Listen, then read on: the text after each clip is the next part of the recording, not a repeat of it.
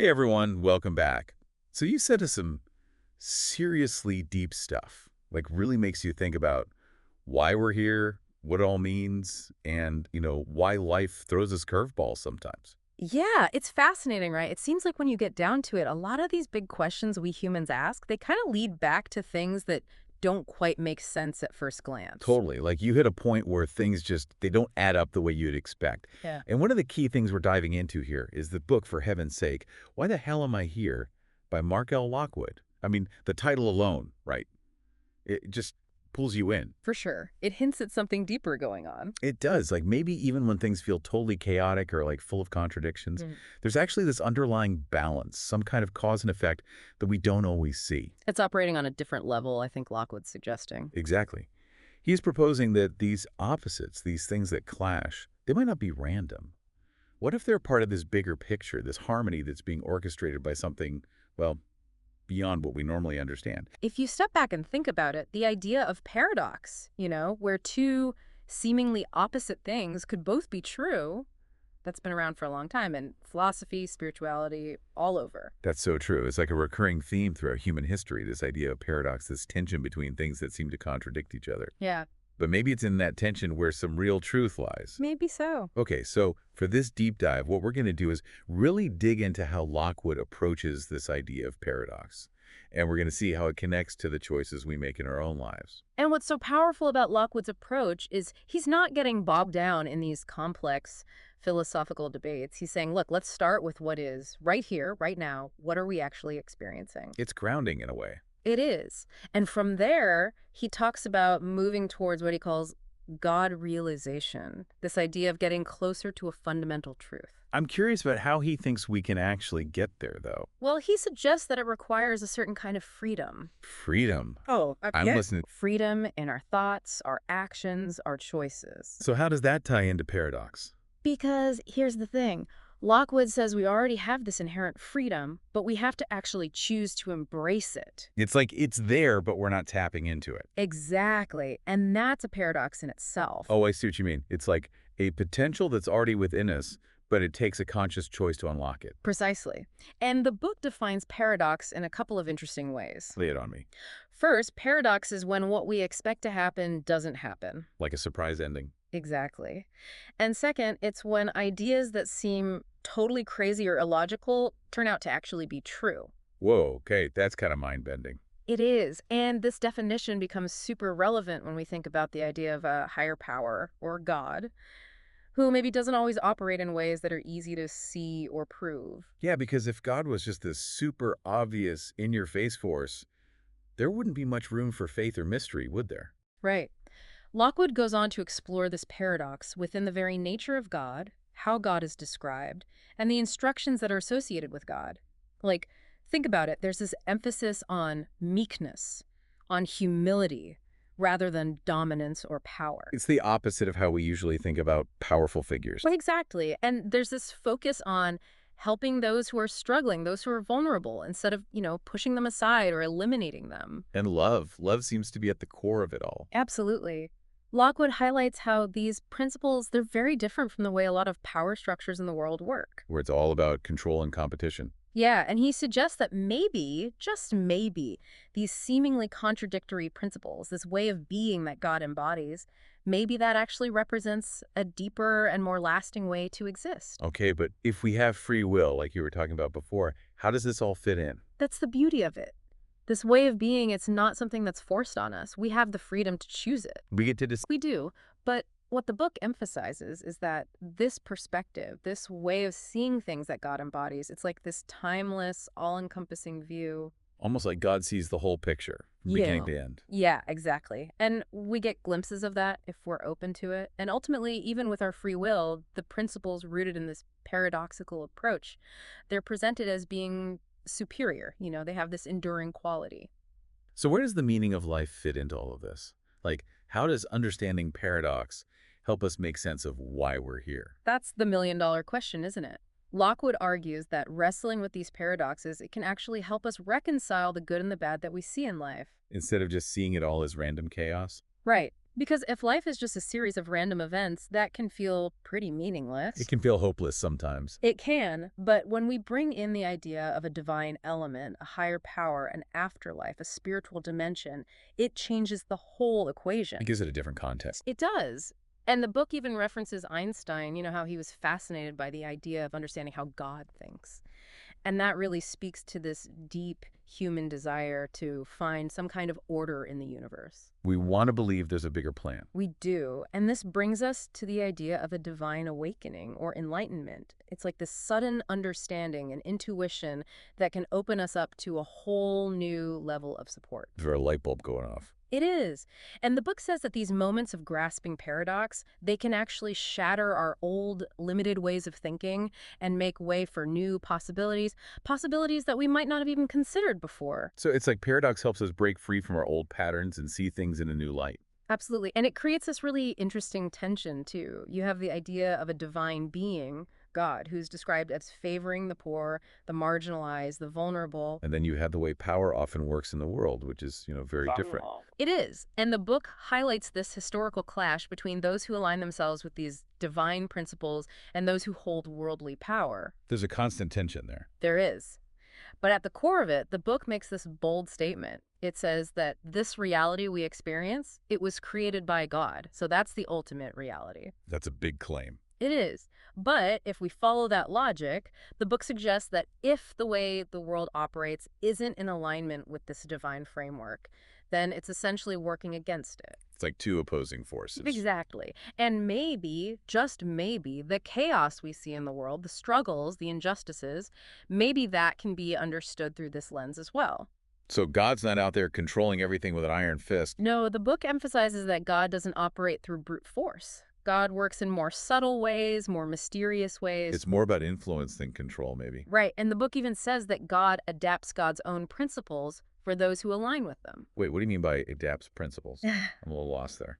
Okay, so the book talks about spiritual laws and how those laws can manifest differently for people who are following this divine path. So there's flexibility built into the system. There is, and it even suggests that these spiritual laws can influence the physical world. Give me an example. I need to wrap my head around this. Sure. One example the book gives is the idea of light. It says that light originates in a spiritual form and then becomes the physical light we experience. Whoa, okay, that's deep. It is. And this, according to the book, is why people who don't have this underlying faith or understanding, they might find things that seem miraculous to others to be really confusing or even scary. Because they don't have the framework to make sense of it. They don't. It's like they're missing a piece of the puzzle. But here's something really powerful. The book says that this power of absurdity, this way that the divine operates through paradox, it's accessible to anyone who seeks it. It's not exclusive. It's not. It doesn't matter what your background is, what you've done in the past, or whether you think you deserve it. It's available to everyone. So how do we tap into it? That's where faith and choice come in. Okay, tell me more. The book really stresses the transformative power of faith, not just believing in something, but having this deep trust in what we can't see. Trusting in the unseen. Exactly. And the book says that faith can actually steer our lives towards a different kind of destiny. Almost like it sets us on a new course. It does. When we have faith in an active higher power, in God, it's like the things we need and desire, they start to align and come to us instead of us constantly chasing after them. We don't have to struggle so much. We don't. And here's a really profound thought from the book. It says that what we truly need isn't something outside of ourselves. It's not something we have to go searching for. It's not. It's already within us. So we already have what we need. We do. The potential is there, but it's often hidden beneath our doubts and fears. It's like a hidden treasure. It is. And the book suggests that God uses paradox, these seemingly contradictory situations, to humble those who think they have it all figured out. To show them that there's more to life than meets the eye. Exactly. It leads them to recognize that a life disconnected from the spiritual dimension, it's missing something essential. It's incomplete. It is. And the book uses this really cool analogy of opening doors to the impossible. It describes it as feeling the handle of opportunity when we're aligned with the divine. Like the door is right there waiting to be opened. Yeah, but the key isn't some external thing. It's about this inherent freedom that we have. It's about choosing to step through the door. It is, but just like learning any new skill, it takes practice and trust. It takes courage, too, to step into the unknown. It does. But what about those times when we're going through really tough stuff, when Yeah. we're facing hardship and disappointment? When it feels like God has abandoned us. Yeah, exactly. The book acknowledges that it's natural to question everything during those times, even our faith. It can be so hard to hold on to hope when everything feels dark. It can. And the book talks about the danger of falling into this trap of thinking, as you think, so shall you be. Like, if we believe we're doomed, then we might create that reality for ourselves. It becomes a self-fulfilling prophecy. It can. But here's the crucial part. The book presents this idea of two paths that diverge in those moments. One path leads to despair, to hopelessness. And the other. The other path is a parallel path created by God, a path that's open to anyone who chooses to seek it. So even when we're at our lowest, there's still a way out. There is. And this is a message of profound hope. It's saying that no one is too far gone, no matter what they've done or what they're going through. It's never too late to change course. Exactly. But the choice is ours. And the book emphasizes how significant this choice is. It's like a fork in the road. It is. It even mentions spiritual beings who face this choice and the consequences of their decisions. So the stakes are high. They are. But as long as we're alive, we have the opportunity to choose. To step onto a new path. Yes. But that first step can be scary.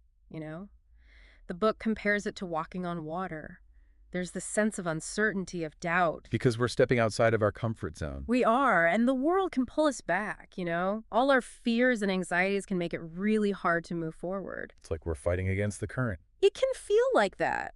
But the book encourages us to keep moving towards God, towards that light, even when we're afraid. To trust that we'll find our footing. To trust that we'll be supported. And it suggests that ultimately all paths can lead to a form of understanding. It's just that some paths are more direct than others. Right. But our choices in this life, they matter. They have lasting significance. It's like we're weaving our own destinies. We are. And the answers to the big questions, the questions about God, about heaven, about ultimate joy, they're not out there somewhere waiting to be found. They're within us. They are. We have the power to choose them. And the book ends this section with a really beautiful and hopeful message. It says that no matter what's happened in the past, we always have the possibility of a fresh start. A new beginning. Yes, right here, right now. It connects this to the divine name, I Am, which emphasizes the power of the present moment. So we don't have to be defined by our past. We don't. We can choose to create a new reality for ourselves, starting right now. It's about focusing on what we want to create, Yeah. not dwelling on what's already happened. Exactly. And the book encourages us to affirm positive realities, to speak them into existence. To believe in the power of our words and our thoughts. Yes, because what we focus on, what we believe, it shapes our reality. So let's choose to focus on the good, on the possible, on the hopeful. I love that. It's so empowering. It is. And it leads us into the next section of the book, which is all about moving beyond reasonable doubt. It's about shifting from needing concrete proof to relying on faith. It's about trusting our intuition, even when we can't explain it logically. Exactly.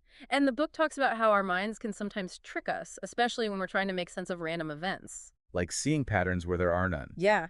It even uses the example of the gambler's fallacy, where people think that if something's happened a certain number of times, it's less likely to happen again, or vice versa. But that's not always how it works in reality. It's not. And the book asks this really thought-provoking question.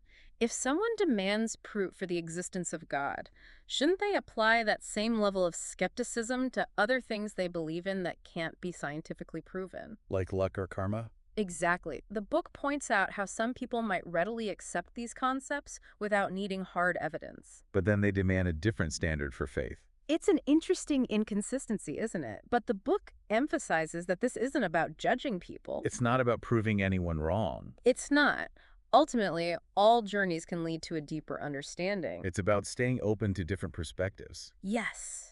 And the underlying message here is that the nature of truth might be beyond our ability to fully grasp with our minds. Like maybe it's something we have to feel to experience rather than just understand intellectually. It could be. It might require a degree of surrender, of letting go of our need to control and define everything. To be okay with not knowing all the answers. Exactly. And this leads into a discussion about the idea of blessings and favor coming from God, flowing through right thoughts, actions, and intentions. So it's not just about believing in God, it's about aligning our lives with God's principles. Right. And the book contrasts this with the view of the world as being purely driven by chance. Like everything is just random and meaningless. Yeah, but the book suggests that there might be more to it than that. And it uses the example of doubting Thomas, who's also known as Didymus, which means twin. Okay, what's the significance of the name twin? Well, the book highlights how Thomas wanted to understand reality through his physical senses, through what he could see and touch. He needed proof. He did, Hmm. but the book suggests that true understanding, true perception, it comes from a different kind of awareness. From a spiritual awakening. Exactly. It's like there's this deeper level of reality that we can't access through our physical senses alone. It's about seeing with our hearts, not just our eyes. That's a beautiful way to put it. And this leads us into a discussion about the necessity of doubt and the power of spirit. The book uses this really cool image to talk about how faith and doubt can coexist in our lives. I'm intrigued. Tell me more. It compares faith and doubt to the space between the bars that hold a tiger. Wow, that's a powerful image. It is. Like, the bars are there, they're real, they're holding this powerful force back, but the space between the bars, that's where the potential danger lies. It's the unknown. It is, and it's also like the silence between musical notes. The silence is just as important as the sound. Exactly. The silence gives the music its shape, its rhythm, and the book suggests that doubt can be like that silence. It can give our faith its depth, its texture. It can make us question, to search for deeper meaning. It can, and it can also make us stronger, more resilient. So doubt isn't always a bad thing. It's not. In fact, the book argues that doubt can be just as necessary as hope. It can lead us to new discoveries. It can. And it can also help us appreciate the vastness and complexity of the universe. The things that are beyond our comprehension. Exactly. The book points out that even with all our scientific advancements, we're still just scratching the surface of what there is to know. There's so much mystery out there. There is. And the book suggests that dreaming might be the closest we come to experiencing a reality without limits. When our imaginations can run wild. Yes. And it highlights how we humans are these incredible beings with so much potential, but we're still in the early stages of our development. We're still learning and growing. We are. And the book reminds us that we're constantly relying on things we often take for granted. Like what? Like air, like food, like our conscience. The things that sustain us. Yes. But we often don't even think about them. And the book makes this point. Even people who identify as agnostic, they believe in things they can't see, like air and thoughts. So why not believe in the spirit? Exactly. But then it addresses the challenge of proving the existence of spirit and life after death. Because people want evidence. They do. And the book says, okay, here's your evidence, Jesus Christ. Someone who, according to Christian belief, died and then came back to life, transformed. He defied death. He did. And the book suggests that his resurrection is proof of a divine reality, eternal life, of our spiritual origins. That's a bold claim. It is. But the book highlights the paradoxical nature of rejecting this evidence while readily accepting other things in life. Like taking those essential things for granted that we were talking about earlier. Exactly. It uses the analogy of a banana. Okay, a banana. How does that fit in? Well, the book is saying that we can't just look at the banana as a banana. There's more to it than that. There is. There's a whole process behind it. You know, it grew on a tree, it was harvested, it was transported, it ended up in your hand. And the book suggests that our lives are like that too. We're not just random occurrences. We're not. There's a purpose to our existence, a meaning that goes beyond what we can see and touch. It's about the bigger picture. It is. And this brings us to the next section, which is all about spiritual reality and the nature of love. The book quotes Creflo Dollar, who says, "Physical things are just as real as spiritual things. Material things came from spiritual things." It's about recognizing that there's more to reality than what we can perceive with our senses. Exactly. And the book talks about this inner voice of reason that guides us away from being solely focused on material pursuits. It's like a whisper of intuition telling us there's something more. It is, and it echoes this idea that our lives have a higher purpose, just like the banana. We're all part of something bigger. We are, and the book encourages us to really reflect on what that purpose might be for us. To discover our unique role in the grand scheme of things. Yes. It suggests that we're meant to experience both the physical and spiritual realms, but ultimately to recognize that they're part of one unified reality. And that the spiritual realm is the foundation. It is. It's where everything originates. And the book emphasizes that the very essence of love is that it's shared. It's not meant to be hoarded or kept to ourselves. Exactly. It's about extending that love to others, to our neighbors, to those who are different from us. It's about seeing everyone as connected, as part of one human family. It is. And the book reminds us that our struggles aren't against other people, but against spiritual forces. Against darkness, against negativity. Yes, and it explains the meaning behind the words, "Forgive them, Father, for they know not what they do." It's saying that people who hurt others, they're often acting from a place of ignorance, of blindness. They're not seeing the full picture. They're not. And the book encourages us to forgive quickly and to be generous with our compassion. To extend grace to those who have wronged us. Yes, because holding on to anger and resentment only hurts us in the end. It keeps us trapped in the past. It does. And this leads us into the final section of the book, which begins with this powerful idea. The conclusion starts at the beginning, living God's way. It's saying that when we align our lives with God's will, with God's purpose for us, that's when we truly start to grow spiritually. It's about surrendering our ego and letting God lead. It is. And the book lists all these amazing benefits that come from this shift in perspective. Like what? Like discovering our true identity, finding and staying true to our purpose, experiencing miracles through deep belief, understanding the meaning of life, becoming a beacon of light for others, experiencing profound peace and tranquility. It sounds like a complete transformation. It is. It's about moving from a place of confusion and doubt to a place of clarity and certainty. To knowing who we are and why we're here. Yes. And it reiterates this theme of having faith in the ultimate outcome, trusting that God knows what God's doing. Even when we can't see it. Even when we can't see it. And the book references ancient texts that talk about our potential for a divine nature. That we're not just lowly creatures, but we're actually children of God. Exactly. And it encourages us to embrace that truth, to see our current life as a preparation for a more fully realized spiritual existence. To step into our power. Yes. And the book points to examples of people who are described as being deeply aligned with God, like David in the Bible. Who was said to be a man after God's own heart. Yes. And it suggests that through faith and by understanding our purpose, we can move towards that kind of alignment too. We can become more like God. We can. And it offers this really beautiful image of God's goodness, describing it as this boundless, all-encompassing love. Like an ocean of love that we can all swim in. It is. And my the God. book references another ancient text that says, nothing can separate us from that love, not even our own mistakes or shortcomings. That's so reassuring. It is. It means that no matter what we do, no matter how far we stray, God's love is always there for us. We just have to be open to receiving it. Exactly. And the book emphasizes the importance of staying focused on our purpose, remaining present in the moment, accepting that we're going to make mistakes along the way. It's about progress, not perfection. It is. And it's about always seeking to reconnect with God when we've strayed. To keep that channel of communication open. Yes. And the book encourages us to have a consistent spiritual practice, to pray, to meditate, to connect with God in whatever way feels right for us. To make it a daily habit. Yes, because it's in those quiet moments that we can hear God's voice most clearly. When we can tune out the noise of the world and listen to our heart. Exactly. And the book ends this section by affirming that deep, unwavering belief can lead to incredible transformation. It can change our lives. It can. And it says that those who are seeking truth, they have immense value and potential. They're capable of amazing things. They are. They have the power to choose an eternal reality, to live a life filled with joy and purpose. And they're cherished by God. They are.